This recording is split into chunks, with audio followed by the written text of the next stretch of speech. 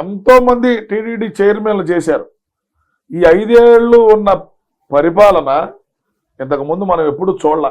YV Subbareddy 42 సార్లు అయ్యప్ప మాలేశాడు. అంతకన్నా senior భక్తుడు ఇంకో మరొకరు ఉండరు. అట్లాంటి వ్యక్తిని మీరు అనుమానిస్తారా, అవమానిస్తారా అనేది కూడా మాజీ ముఖ్యమంత్రి జగన్మోహన్ చెప్తారు. మాల వేస్తేనే పవిత్రత అయిపోతుందండి. మనసుకు పవిత్రత ఉండాలి. నేను ఇప్పుడు పాత సామెత ఒకటి ఉంది, 42 సార్లు వెళ్ళాడు మా బాబాయ్. 40 సార్లు, ఆయన 150 సార్లు వెళ్ళిన వాళ్ళు కూడా ఉన్నారు. నిరంతరం సంవత్సరానికి 5-6 సార్లు వెళ్ళినట్టు వాళ్ళ పార్టీలోనే పెద్దిరెడ్డి గారు 6 నెలల మాలలోనే ఉంటాడు. ఆయన 1,00,000 మందికి భోజనాలు పెడుతూనే ఉంటాడు.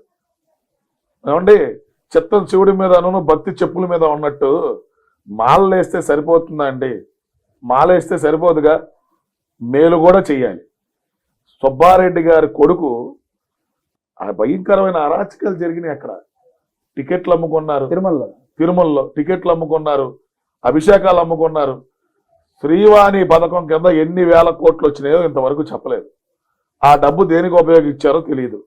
11,516 రూపాయలు వసూలు చేసేటప్పుడు ఆ భక్తులు టికెట్ కొన్న భక్తులకి ఎంత గౌరవం ఇవ్వాలండి?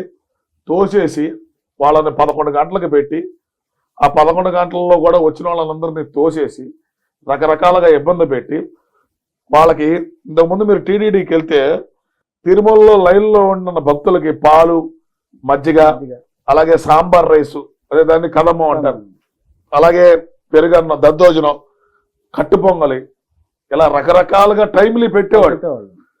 అయితే ఈ 5 సంవత్సరాల్లో భక్తులు ఎప్పుడైతే గొడవ చేశారో అప్పుడు మాత్రమే పెడుతూ వచ్చారు. ఆ తర్వాత పెట్ల. ఈ కోవిడ్లో వీళ్ళు మేము 50 కోట్ల రూపాయలు సహాయం చేసామని సుబ్బారెడ్డి చెప్పాడు. ఎవరికి పంచారండి? టీడీడీ ఎక్కడ పంచిందో కూడా చెప్పాలి కదా. అంటే ఒక 5 కోట్ల రూపాయలు వితరణ చేసి 45 కోట్లు జేబుల్లోకి వెళ్ళినట్టేగా. ఆ తర్వాత 45 కోట్లు తినేశారంటారా? 100% అండి. కోవిడ్లో డబ్బులు విపరీతంగా తిన్నారు. ఇప్పుడు భక్తులు అక్కడ ఉండరు.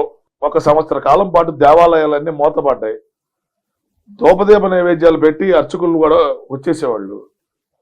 అక్కడ రోజువారీ కైంకర్యాలు మాత్రమే జరుగుతున్నాయి. మిగతా కార్యక్రమాలన్నీ కూడా ఏమి జరగలేదు.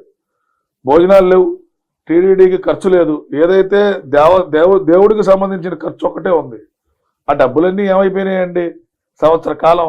ఎందుకంటే రోజుకి వాళ్ళు, మీరు గమనించారో లేదో, 3,64,33,40,40 రూపాయలు వచ్చిందని వేసేవాళ్ళు. ప్రతిరోజు వేసేవాళ్ళు సాక్షి పేపర్లో. ఎవరు అడిగాడండి అంత వచ్చిందని? అడగలేదుగా.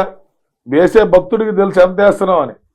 తిరుపతి ఉండిలో 10 కోట్లు వేసేవాళ్ళు 10 మంది ఉంటే, చిల్లర రూపంలో 100 కోట్లు వేసేవాళ్ళు 150 కోట్ల మంది ఉంటారు.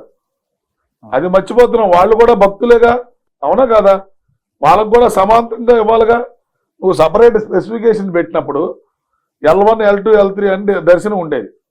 ఇంతకుముందు L1కి ఒక 30 మందో 40 మందో లిమిటెడ్ ఎంపీలు, ఎమ్మెల్యేలు, రాష్ట్ర ప్రభుత్వంలో పనిచేసే కీలక అధికారులు, అది కూడా ఉదయం 4 గంటల నుంచి 4:30 లోపు, 4:30 నుంచి 5 వరకు పెట్టేవాళ్ళు.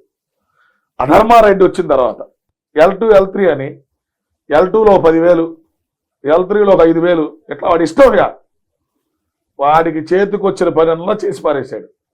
అంటే సీట్ అమ్ముకున్నారంటారా? డెఫినెట్ గా లెటర్లతో సహా అమ్మారు ఎమ్మెల్యేలు, వైసీపీ ఎమ్మెల్యేలు.